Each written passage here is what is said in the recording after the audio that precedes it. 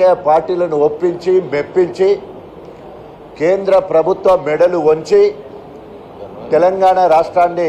సాధించడమే కాకుండా సాధించిన తెలంగాణ ఇప్పుడు భారతదేశంలో ఉన్న 28 రాష్ట్రాలకు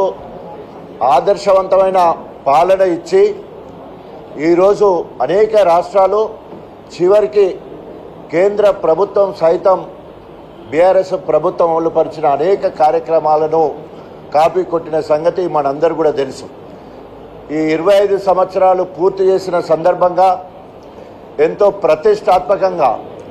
15 నెలల పాలన కాంగ్రెస్ అట్టర్ ఫ్లాప్ అయింది.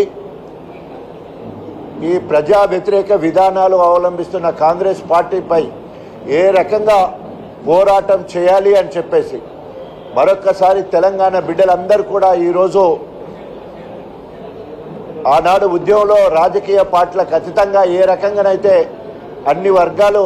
జై తెలంగాణ అనేయో ఆ రకంగా 25 సంవత్సరాలు పూర్తి చేసుకున్న సందర్భంగా ఏప్రిల్ 27వ తారీఖు నాడు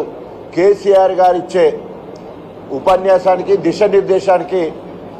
తెలంగాణ ప్రజలందరూ కూడా ఎదురు చూస్తూ ఉన్నారు. కేసీఆర్ ఇచ్చే ఆ నినాదాన్ని తీసుకొని మరి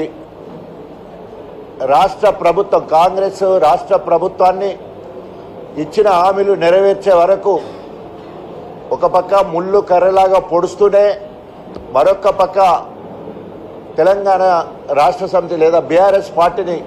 బలోపేతం చేయడానికి కార్యకర్తల మనోధైర్యాన్ని ఆత్మస్థైర్యాన్ని పెంచడానికి కేసీఆర్ గారు ఎప్పటికప్పుడు దిశ నిర్దేశించి ఈ కార్యక్రమం ఎంతో ప్రతిష్టాత్మకంగా చేపట్టడం జరిగింది. దీన్ని సక్సెస్ చేయాలని చెప్పేసి మరి అందరితో మాట్లాడడం, అందులో అవిభక్త వరంగల్ జిల్లాకు ఈ అవకాశం ఇవ్వడాన్ని మరి స్వాగతిస్తూ తొలి ముఖ్యమంత్రి గారికి హృదయపూర్వక వందనాలు తెలియజేసుకుంటూ సెలవు తీసుకుంటాం.